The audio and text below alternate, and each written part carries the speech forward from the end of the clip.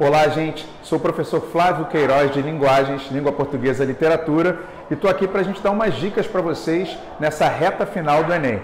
Vem comigo, galera. Vamos lá. Bom, literatura, a gente vai trabalhar os estilos de época nessa prova do Enem, normalmente associada a uma compreensão leitora e a uma correlação de textos, é o que a gente chama de intertextualidade muitas das vezes. Mas eu separei para vocês aqui alguns estilos de época que comumente aparecem na prova. O primeiro deles é o romantismo. Por que romantismo?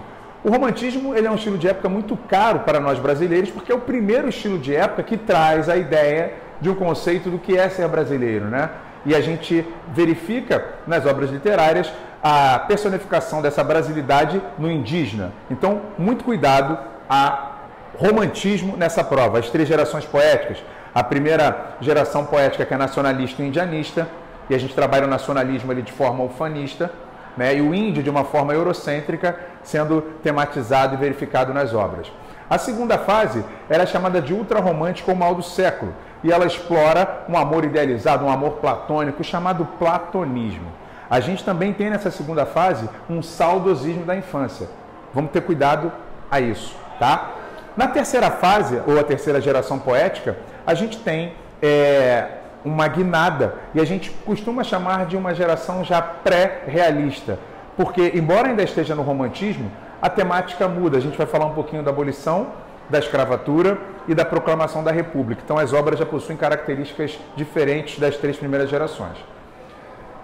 O segundo estilo de época que eu coloco no quadro e peço para que você tenha bastante atenção é o modernismo. Primeiro, há uma correlação direta entre romantismo e modernismo. O romantismo se dá no período em que o Brasil está buscando a sua independência com Portugal. Então, é um primeiro momento que a gente se volta para um conceito de nacionalismo, como eu falei, nacionalismo ufanista. O modernismo ele vai se dar 100 anos depois, eu vou falar um pouquinho posteriormente. Mas o modernismo ele tem uma ideia de ruptura.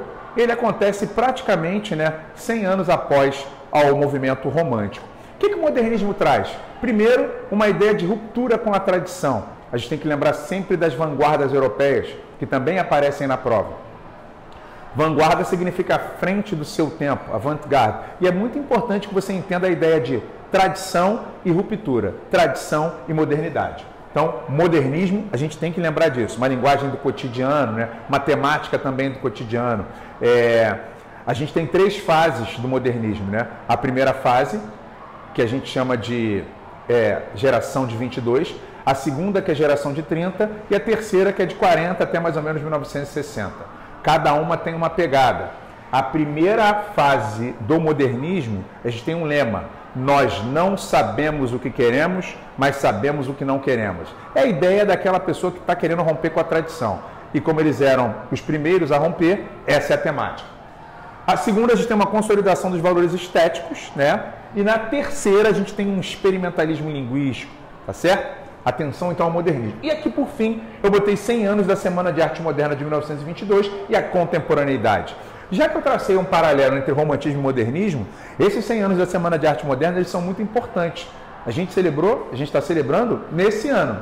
Então, certamente, teremos algumas questões abordando o confronto entre romantismo e modernismo e o que a gente espera para a contemporaneidade, O que a gente tem de herança desses dois estilos? O que ficou de modernismo nos dias de hoje? O que a gente percebe na nossa cultura, no cinema, nas artes em geral? Uma boa prova e arrebentem. Reta final do Enem. Forte abraço, gente!